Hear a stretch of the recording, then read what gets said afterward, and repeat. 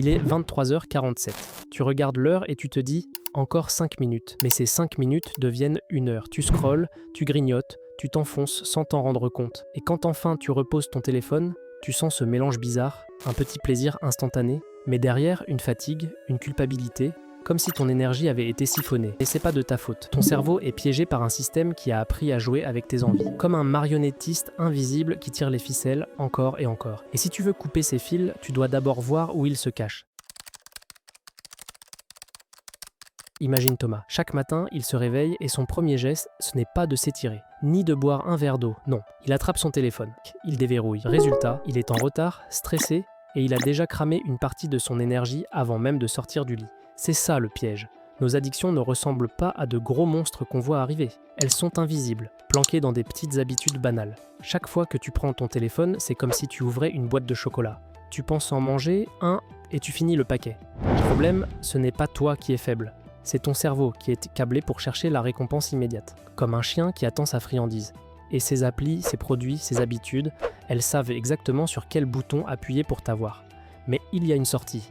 Et elle commence par comprendre une chose, tu n'as pas besoin de remplir le vide, tu dois apprendre à le regarder en face. Prenons un exemple simple, le fumeur. Un gars arrête la cigarette. 2 heures passent et déjà son corps crie « donne-moi ma dose ». Il stresse, il tremble, il cherche un moyen d'occuper ses mains.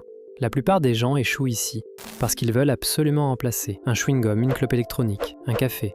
Mais voilà le secret. Si tu remplaces toujours ton addiction par un substitut, tu n'apprends jamais à vivre sans. La règle, c'est donc ça. Apprendre à supporter le vide. Imagine que ton addiction soit une coloc envahissante. Elle prend ta chambre, elle laisse traîner ses affaires, elle bouffe ton frigo. Si tu la vires, l'appart sera bizarre au début, silencieux, presque trop calme. Tu vas te sentir seul. Mais ce silence, c'est lui qui est libérateur. C'est l'espace où tu peux enfin respirer, créer, exister sans béquille.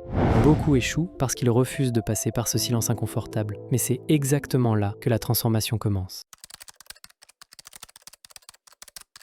Maintenant, parlons de la plus grosse illusion.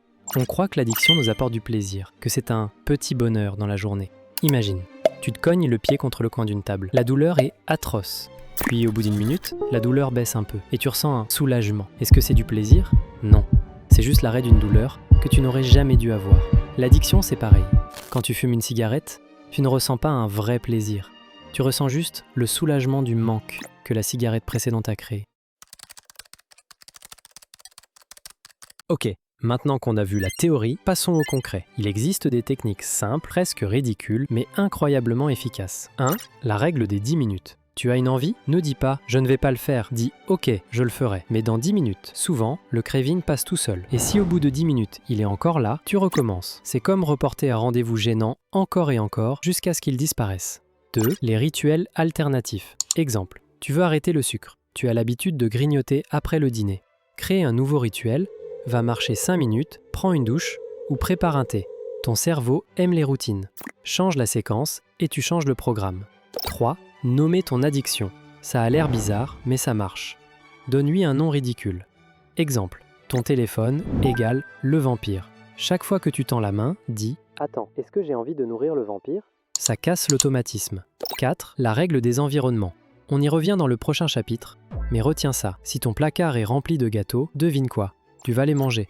Supprime la tentation et tu gagnes la moitié de la bataille. Ces techniques, mises bout à bout, transforment ton quotidien, pas du jour au lendemain, mais par accumulation.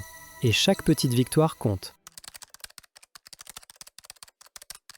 Tes habitudes fonctionnent comme des chaînes invisibles. On ne les sent presque pas quand elles se forment, mais quand on essaie de s'en libérer, on découvre à quel point elles nous tenaient serrés. Chaque fois que tu résistes, même une seule fois, c'est comme si tu fissurais un de ces maillons. La première fissure est minuscule, presque imperceptible, mais un jour, toute la chaîne cède d'un coup.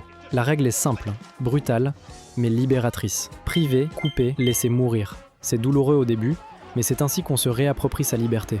Parce qu'au fond, tes addictions n'ont jamais eu de pouvoir réel sur toi. C'est toi qui les alimentais. Et le jour où tu arrêtes de nourrir le monstre, il disparaît.